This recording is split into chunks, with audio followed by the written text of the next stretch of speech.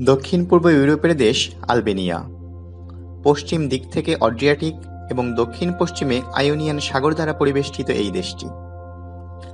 আলবেনিয়ার জানা ইতিহাসের শুরুতে কোনো এক সময় আলবেনিয়ায় বসবাস করত ইরিলিয়ানরা। তারা দেশটির উত্তরাঞ্চল এবং মধ্যাঞ্চলে বাস করত। এছাড়া পার্থিনি, আরবি এবং চ্যাবি ছিল উত্তরে। ব্যাবিলিয়নরা বাস করত দক্ষিণাঞ্চল সহ আরও কিছু এলাকাতে। আলবেনিয়া দেশের প্রকৃত নাম রিপাবলিকান অব আলবেনিয়া। রাজধানী তিরানা। সরকার ব্যবস্থা সংসদীয় গণতন্ত্র। স্বাধীনতা অর্জন 28 নভেম্বর 1912 সালে। আয়তন 28,748 বর্গ কিলোমিটার এবং সরকারি ভাষা আলবেনিয়া। সাক্ষরতার হার 90%। মুদ্রা নেক। নবম শতকে আলবেনিয়ার পূর্বাঞ্চলের অনেকগুলো অংশ বুলগেরিয়ার ভিতরে ঢুকে পড়ে। দশম শতকে এই অংশটি বুলগেরিয়ার অন্যতম সাংস্কৃতিক কেন্দ্রবিন্দুতে পরিণত হয়। সেই সাথে এই অংশে বুলগেরিয়া কয়েকটি সমৃদ্ধ শহরও গড়ে তোলে। বাইজেন্টাইন শাসক বুলগেরিয়ার সম্রাটকে পরাজিত করে সেই অংশ আবার আলবেনিয়ার সাথে যুক্ত করে নেয়, কিন্তু দ্বিতীয় আরেক বুলগেরিয়ান শাসক আবারও তা পুনরুদ্ধার করেন। আরও পরে 14 শতকের শেষের দিকে তুর্কিরা আলবেনিয়ার একটি অংশ দখল করে নেয়। 1478 সালে আলবেনিয়া পুরোপুরি তুর্কি সাম্রাজ্যের অধীনে চলে যায়। আলবেনিয়া পুরোপুরি নিয়ন্ত্রণ লাভের পর তুর্কিরা দেশটির উন্নতির দিকে মনোযোগ নিবদ্ধ করে। এ সময় তারা নতুন নতুন শহর পত্তন করে, বাণিজ্য কেন্দ্র, সেনানিবাস এবং মসজিদ তৈরি করে। এ সময় প্রচুর খ্রিস্টান ইসলাম ধর্ম গ্রহণ করে। রাষ্ট্রের পক্ষে তাদের থেকে অনেক সুযোগ সুবিধা থাকায় এর পরিমাণ দিন দিন বাড়তেই থাকে। এর ফলে তুর্কি প্রশাসন ও সেনাবাহিনীতে আলবেনিয়ানরা ব্যাপকভাবে অংশগ্রহণ করতে শুরু করে। 1912 সালের দিকে আলবেনিয়ার পাশালিকদের পতন এবং আরও কিছু ঘটনার পরিপ্রেক্ষিতে আলবেনিয়ানদের জাতীয়তাবোধ জেগে ওঠে। এ সুযোগে তুর্কি সাম্রাজ্যের বিরোধীরা একজোট হয়ে তুর্কির বিরুদ্ধে বিদ্রোহ শুরু করে। এরকম বিদ্রোহ 1833 থেকে 39, 1843 থেকে 44 এবং 1847 সালেও হয়েছিল, কিন্তু তখন তারা ব্যর্থ হয়েছিল। 1912 সালে তারা সফল হয় এবং আলবেনিয়ান স্বাধীনতা ঘোষণা করে। 500 বছরের শাসনের পর 1912 সালের 18 নভেম্বর আলবেনিয়া থেকে তুর্কি শাসন গুটিয়ে নেয়া। তুর্কি সাম্রাজ্যকে দৃঢ়করণের লক্ষ্যে নেওয়া সকল নীতির বিরুদ্ধে পরিচালিত 1908 থেকে 10 সালের মধ্যে আলবেনিয়াতে যে বিক্ষোভের শুরু হয় তারই ধারাবাহিকতায় 1912 সালে বলকান যুদ্ধ শুরু হয়। এই অবস্থা দেখে সার্বিয়া, গ্রিস এবং বুলগেরিয়াও যুদ্ধের ঘোষণা দেয় এবং তাদের রাজ্যের সীমানা বাড়ানোর ঘোষণা দেয়। সেহেতু আলবেনিয়া উত্তর দিক থেকে সার্বিয়া এবং দক্ষিণ দিক থেকে গ্রিসের হামলার শিকার হয়।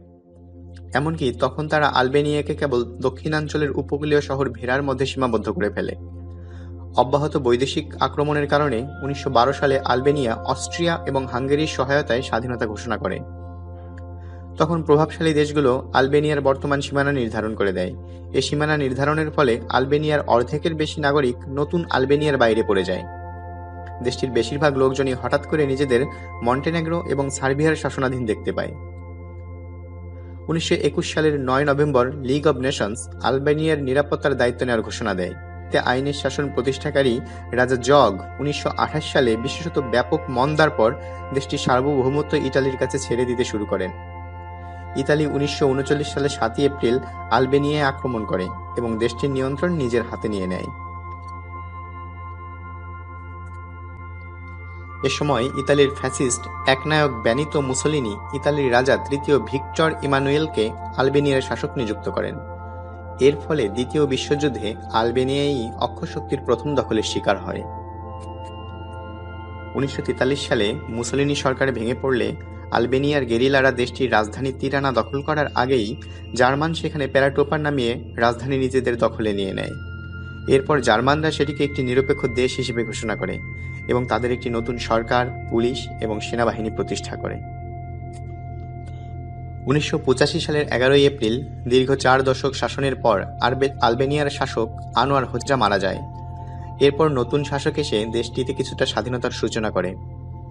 1990 সালে এসে অকমিউনিস্ট দেশগুলোতে ভ্রমণের ব্যাপারে দেশটি অনুমতি দেয়। সেই সাথে নতুন সরকার বিশ্বের অন্যান্য দেশের সাথে তাদের সম্পর্ক নয়নের চেষ্টা করে। 1991 সালে মার্চের নির্বাচনে সাবেক কমিউনিস্ট শাসককেও ক্ষমতা থেকে সরিয়ে দেওয়া হয় এবং এই দেশটি অকমিউনিস্ট অধ্যায়ে প্রবেশ করে। 1998 সালের পরিবর্তিত সংবিধান অনুযায়ী আলবেনিয়া এখন সংসদীয় গণতান্ত্রিক দেশ হিসেবে পরিচালিত হচ্ছে। সেখানে এখন জনগণের ভোটে 140 সিটের পার্লামেন্টের সদস্য নির্বাচিত হয়।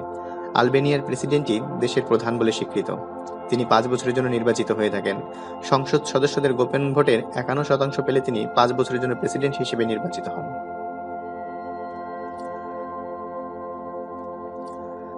দক্ষিণ পূর্ব ইউরোপের দেশ আলবেনিয়া। উত্তর পশ্চিমে রয়েছে মন্টেনেগ্রো, উত্তর পূর্বে কসোভো, পূর্বে মেসিডোনিয়া এবং গ্রিস রয়েছে দক্ষিণ ও দক্ষিণ পূর্বে। এই দেশটির পশ্চিম দিক থেকে আদ্রিয়াটিক এবং দক্ষিণ পশ্চিমে আয়োনিয়ান সাগর দ্বারা পরিবেষ্টিত। 28,748 বর্গ কিলোমিটারের আলবেনিয়াতে উপকূলে রয়েছে 362 কিলোমিটার। দুই সাগরের মাঝে দাঁড়িয়ে থাকা এই দেশটির 70% ভূমি খুব বন্ধুর।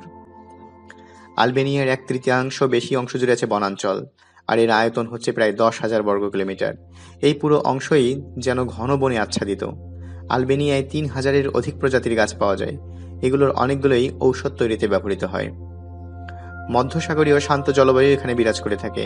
আলবেনিয়ার শীতকালটি তুলনামূলক উষ্ণ এবং রৌদ্রময়, আর গ্রীষ্মকাল সাধারণত অধিকতর শুষ্ক থাকে।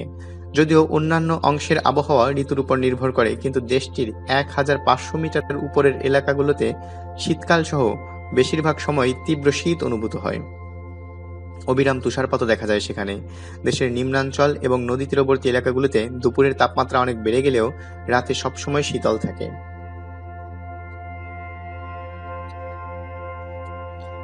দেশটির সার্বিক যোগাযোগ ব্যবস্থা খুব একটা ভালো নয়। সড়ক, রেল এবং বিমান সব দিক দিয়ে এই যোগাযোগ ব্যবস্থায় ইউরোপের অন্যান্য দেশ থেকে অনেকটাই পিছিয়ে আছে তারা। তবে সম্প্রতি দেশটির সরকার কসোভো, মেসিডোনিয়া, বুলগেরিয়া, ক্রোয়েশিয়া এবং গ্রিসের সাথে সড়ক যোগাযোগ স্থাপনে মনোযোগ দিয়েছে। এই প্রকল্পগুলো সম্পন্ন হলে প্রতিবেশী দেশগুলোর সাথে আলবেনিয়ার 759 কিলোমিটার সংযোগ সড়ক তৈরি হবে। এর পাশাপাশি দেশটির অভ্যন্তরীণ সড়কেরও উন্নয়নের ব্যবস্থা নিচ্ছে। আলবেনিয়ার সরকারি ভাষা আলবেনিয়ান। গেগ এবং তোস্কের মিলিত রূপ হচ্ছে আলগেরিয়ান ভাষা। এখানে সংখ্যালঘু গ্রিকদের ভাষাও বেশ পরিচিত। এর পাশাপাশি সার্বিয়ান, মেসিডোনিয়ান, রোমানি এবং অ্যারোমেনিয়ামের ভাষাও প্রচলিত আছে। সরকারিভাবে আলবেনিয়ার জনগোষ্ঠীর ধর্মীয় কোনো পরিসংখ্যান পাওয়া যায় না। তবে সিআইএ ওয়ার্ল্ড ফ্যাক্টর বুকে দেখা যায় দেশটির 70% মুসলিম, 20% অর্থোডক্স এবং 10% রোমান ক্যাথলিক মানুষ রয়েছে। 11 শতকের সময়ে প্রথম যে ইতিহাস পাওয়া যায় তখন এই আলবেনিয়ান পুরোটাই খ্রিস্টান অধ্যুষিত ছিল, কিন্তু পরে তুর্কি সাম্রাজ্যের অধীনে আসার পর দেশটিতে ধীরে ধীরে মুসলমানদের সংখ্যা খ্রিস্টানদের ছাড়িয়ে যায়। 1912 সালে তুর্কি সাম্রাজ্য থেকে বিচ্ছিন্ন হওয়ায় দেশটির বিভিন্ন মতাদর্শের শাসন, বিশেষ করে কমিউনিস্ট শাসন চলায় দেশটিতে সেকুলার আদর্শ অনেকের মধ্যে প্রভাব ফেলে। ফলে মুসলিম বা খ্রিস্টান থাকার পরও অনেকে কমিউনিস্ট আদর্শ লালন করে। দেশটিতে অনেক ধর্ম পালনের সমান স্বাধীনতা রয়েছে। দেশটির পুরো অংশতেই মুসলমানদের ব্যাপক বিচরণ থাকলেও রোমান ক্যাথলিকরা তাদের জন্য দেশটির উত্তরাঞ্চল এবং অর্থোডক্স খ্রিস্টানরা নিজেদের জন্য দক্ষিণাঞ্চলকে বেছে নিয়েছে। আলবেনিয়ায় তুর্কি সাম্রাজ্যের অধীনে থাকার সময় দেশটিতে শিক্ষার হার ছিল 85%। কিন্তু প্রথম বিশ্বযুদ্ধ এবং দ্বিতীয় বিশ্বযুদ্ধের সময়টুকুতে দেশটির শিক্ষা ব্যবস্থা প্রায় ধ্বংস হয়ে যায়। দ্বিতীয় বিশ্বযুদ্ধের পর থেকে এ দেশের শাসকেরা আবার দেশটির শিক্ষার হার বাড়াতে ব্যাপকভাবে উদ্যোগ নেয়। সেই উদ্যোগের অংশ হিসেবে 12 থেকে 40 বয়স সীমার মধ্যে থাকা সবাইকেই শিক্ষিত করার উদ্যোগ নেওয়া হয়। এর ফলাফল হিসেবে দেশটিতে বর্তমান শিক্ষার হার 98.7%। এর মধ্যে পুরুষদের শিক্ষার হার 99.2 এবং নারীদের শিক্ষার হার 98.3%। দেশটির প্রাচীনতম বিশ্ববিদ্যালয় হচ্ছে তিরানা ইউনিভার্সিটি অব আলবেনিয়া। 1957 সালের অক্টোবর মাসে এটি যাত্রা শুরু করে।